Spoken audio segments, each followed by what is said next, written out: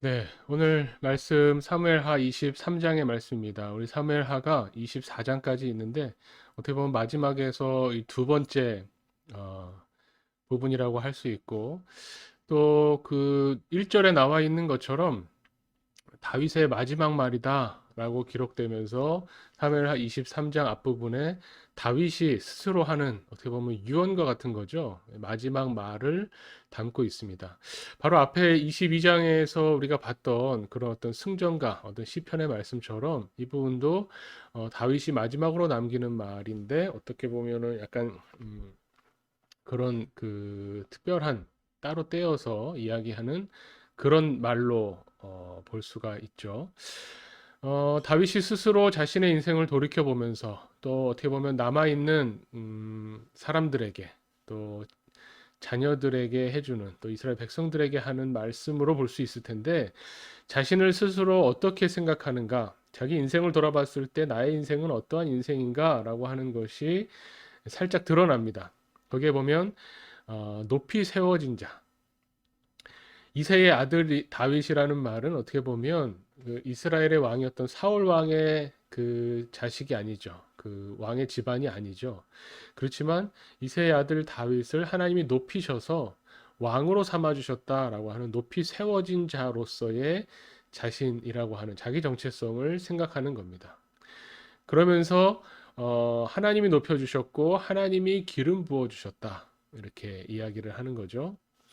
그러면서 어떻게 보면 이 하나님이 과거에 하나님이 자신에게 부어 주셨던 은혜와 복에 대해서 또 지금 누리고 있는 것 근데 그것으로 그치는 것이 아니라 앞으로 하나님께서 또 지켜주시고 함께 해주실 그런 부분들까지도 이야기합니다. 5절에 보면 내 집이 하나님 앞에 이같지 아니하냐 하나님이 나와 더불어 영원한 언약을 세우셨다 이렇게 말씀합니다.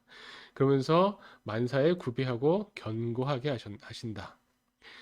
그러니까 과거에 높이 세워진 자로서 다윗을 하나님이 기름 부으셔서 왕으로 삼으셨는데 그러면서 왕으로 지내면서 하나님의 은혜와 복을 누렸는데 앞으로도 하나님이 이 세우신 언약이 내 집에 또 하나님의 백성에게 영원히 견고하게 하실 것이다 라고 하는 것을 이야기하는 거죠. 어떻게 보면 이 언약이라고 하는 것에 대한 그 인식, 의식이 다윗에게 있었다는 것이고 다윗은 이 언약에 대해서 하나님의 어떤 약속을 믿는 어떤 그런 믿음, 하나님을 신뢰하는 마음으로 이 언약에 대해서 이야기를 합니다. 그 어떻게 보면은 이 마지막 인생의 이제 마무리에서 이 다윗이 바라보고 있는 것은 아직 이루어지지 않은 것이죠. 하나님이 세우신 이 언약, 이 영원한 언약이 아직은 이루어지지 않았지만 그것을 하나님께서 견고하게 반드시 이루실 것이다. 그래서 모든 구원과 나의 모든 소원을 하나님이 이루어 주실 것이다. 아직 이루어지지 않은 일에 대한 어떻게 보면 소망이고 믿음입니다. 그런데 이것이 단순히 그래서 내 집이 내 자녀 내 자손이 영원히 이스라엘을 다스리는 왕으로 설 것이다 라고 하는 어떤 그 협의의 좁은 의미의 어떤 하나님의 구원과 어떤 소원을 이루시는 약속이라기보다는 이것이 이 사무엘 하에 어떻게 보면 기록이 되어 있는 이 부분은 다윗의 개인적인 이야기가 아니죠. 하나님께서 이루어 주시겠다고 약속하신 이 언약은 공동체적인 약속입니다. 하나님의 백성과 하나님이 맺으신 언약. 근데 이것이 다윗 개인이 아니라 하나님의 백성에게 맺어주신 언약이라면 하나님이 지키시겠다고 하신 거라면 결국 그것은 메시아 구원자를 보내시겠다는 하나님의 약속이죠. 그것은 그리스도 그 메시아에 대한 약속으로 이어지는 겁니다. 다윗이 바라봤던 것은 우리 시편에도 다윗이 메시아에 대해서 찬양하고 이야기 기대했던 바를 우리 복음서에 오면 예수님이 그 어떤 종교 지도자들과의 논쟁 속에서 나오게 되는 이야기죠. 다윗이 어찌해서 주라고 했느냐, 메시아를 주님이라고 고백했느냐라고 하는 것처럼 이 부분도 개인적인 하나님의 약속이 아니라 공동체적인 하나님의 약속이기 때문에 다윗이 바라봤던 영원한 언약은 그리스도를 통해서 이루어지는 성취되는 하나님의 나라, 메시아, 또 메시아가 오셔서 이루어지는 그 하나님의 나라라고 하는 전혀 새로운 어떤 나라를 바라보고 있는 것이라고 우리가 볼 수 있는 거죠. 이 부분에 대해서는 그래서 더 넓은 의미로 우리가 바라봐야 될 것이고, 그러면서 이어지는 23장의 뒷부분의 내용은 어떻게 보면 다윗에게 베풀어 주셨던 하나님의 은혜, 하나님의 복이 구체적으로 무엇인가 라고 이야기하는데, 결국 다윗이 이루었던 그 많은 업적들, 성취들, 이 이스라엘이라고 하는 이 나라를 든든하게 세웠던 것은 하나님이 다윗에게 용사들을 보내주셨다라고 하는 것으로 구체적으로 소개되는 겁니다. 하나님이 주신 복이 무엇이냐라고 할 때 막연하고 뭔가 이렇게 관념적이고 두리뭉실한 그런 것이 아니라, 하나님이 다윗과 함께 하시고 하나님이 다윗을 높이 세워주셔서 이루어주신 일들이 뭐냐라고 할 때 아주 구체적으로 다윗의 인생에서 구체적으로 표현되는 것이 뭐냐면 다윗과 함께 했던 용사들이라는 겁니다. 결국 하나님이 붙여주신 다윗의 사람들에 관한 이야기를 하고 있습니다. 그렇게 본다면 이어지는 용사들에 관한 어떻게 보면 길고 자세한 이름에 대한 소개, 이것이 하나님의 어떻게 보면 은혜였다, 하나님 주신 복이고 하나님 주신 구원이었다라고 하는 것을 간접적으로 우리에게 들려주고 있는 거죠.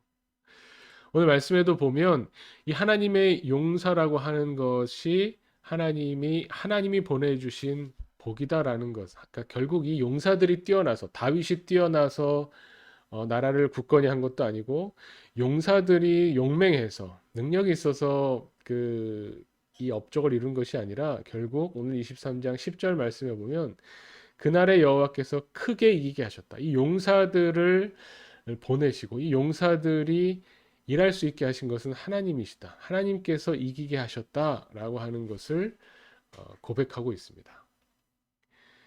이 용사들이야말로 하나님이 보내신 은혜입니다. 마지막 부분에도 보면 여호와께서 큰 구원을 이루셨다라고 다윗이 고백하는 거죠. 이것이 공동체의 고백입니다. 용사들이 설 수 있었던 근거가, 용사들을 통해서 얻게 된 이 승리가 우리의 승리가 아니라 하나님의 승리였다라고 하는 것을 보게 하는 거죠. 하나님은 어떤 분이시냐? 우리에게 하나님의 약속을 주시고 그 약속을 이루어 주시는데, 그 약속을 이루어주는 구체적인 하나님의 방법들은 하나님의 사람들을 보내주신다는 겁니다. 다윗을 돕게 하시고 다윗과 함께 서게 하시고 다윗을 다윗을 하나님의 백성들을 다스릴 수 있는 사람으로 세워가시는 그런 하나님. 결국 하나님은 사람을 통해서 일하시죠. 우리가 어떤 문제를 놓고 하나님 앞에 간구하면서 기도할 때, 하나님 이 일을 해결해 주십시오라고 할 때, 그냥 자고 일어났더니 상황이 변하고 세상이 변하고 뭔가 다 내가 어려워서 못하던 문제가 해결돼 있고 이런 식으로 하나님이 일하시는 것이 아니라, 하나님은 사람을 통해서 일하신다는 겁니다.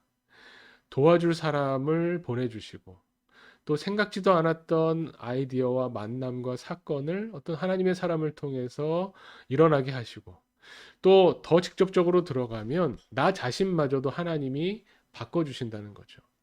아, 이 일은 난 도저히 못하겠다. 나는 능력이 안 된다. 나는 이 일을 할 만한 자격을 가진 사람이 아니다라고 생각할 때에 하나님께서 우리의 마음을 움직이시고 생각을 바꿔주시고 능력을 주셔서 결국 그 일을 할 수 있게 하시는 거죠.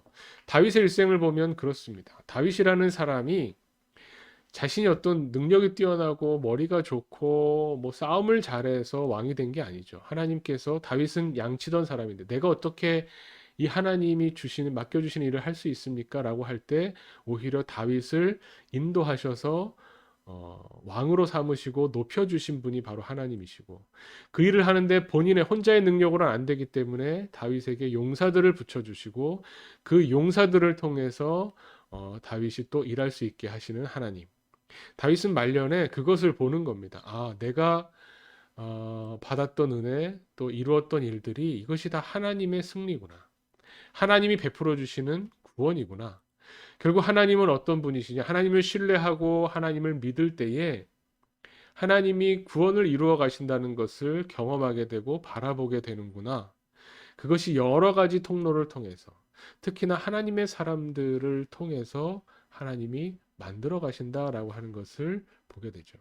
결국 하나님은 하나님의 사람들을 보내셔서 하나님의 일들을 이루실 뿐만 아니라 하나님의 어떤 메시아 예수 그리스도를 우리에게 보내주셔서 결국 예수 그리스도를 통해서 하나님이 어떤 분이신지, 하나님이 베푸시는 생명이 무엇인지, 하나님이 우리를 얼마나 사랑하시는지를 우리에게 보여주시고 깨닫게 하시고 체험하게 하신다는 것을 오늘 말씀을 통해서 다시 한번 우리가 되새기게 되고 생각하게 됩니다. 아, 한 사람의 생애를 요약한 것 같아요. 22장, 23장이 이 다윗이 어떤 사람이었는지를 다윗이 쓴 건 아니니까요. 저자가 다윗이 어떤 사람이었는지를 정확하게 보여주고 있는 것 같은데 왜 우리가 그 메이저리그 보면은 명예의 전당 이런 거 있잖아요. 명예의 전당이 헌액된다 그러면은 뭐 되게 많은 득표가 필요하더라고요. 그러니까 인정받고 그 기록을 인정받고 많은 득표를 받아야 명예의 전당에 이렇게 헌액될 수 있는 자격이 주어지는데 하나님의 그 명예의 전당이 있다면 오늘 이 다윗뿐만 아니라 다윗과 함께했던 이 용사들도 헌신했던 그 사람들도 분명히 같이 이름이 올라갈 것 같다라는 생각을 좀 했고요. 어찌됐건 이 저자의 관점에서 보면은 이 뒷부분에 이런 내용을 넣어뒀다는 건 물론 정리하기 위한 장치일 수도 있지만 목사님 얘기하셨던 대로 이 다윗의 일생이 자기의 어떤 유익이 아니라 내 승리가 아니라 내 승리에 도취되는 게 아니라 그러니까 다윗이 영웅시되는 위험을 좀 방지하기 위한 장치가 아닌가. 사무엘하는 저는 개인적으로 솔직히 다윗이 영웅시되는 것을 막기 위한 인간적인 모습을 참 많이 보여주는 그런 책이라고 생각하는데 그럼에도 마지막에서는 결국 승리하는데 그 승리가 결국 다윗의 승리가 아니라 하나님의 승리다라는 것을 보여주는 그런 말씀이 아닌가 라는 생각을 좀 했습니다. 또 말씀하셨던 대로 이 다윗의 모습이 결국엔 종말론적 다윗, 그러니까 우리 그리스도께서 이루어지실 그 구원의 완성을 보여주는 거라고 생각하고요. 그래서 그 안에 그 하나님이 일하시는 그 모든 역사 가운데서 성도의 믿음과 또 사랑과 소망이 함께 어우러져서 이런 역사가 이루어지지 않나라는 생각을 해보게 됐습니다. 네, 목사님 말씀처럼 어떤 다윗을 영웅시하는 것에 대한 경계가 어떻게 보면 오늘 23장 맨 마지막 절에도 나오죠. 39절에 보면 햇사람 우리아다. 다윗의 용사들 37명 가운데 마지막으로 우리아를 언급하는 것이 또 다윗이 저질렀던 범죄함을 다시 마지막에 또 한 번 상기시켜주는 다윗의 어떤 인물이 인격이 훌륭해서가 아니라는 것을 또 간접적으로 이야기하는 게 아닌가 이런 생각도 해봅니다. 네, 말씀 잘 들었습니다. 감사합니다.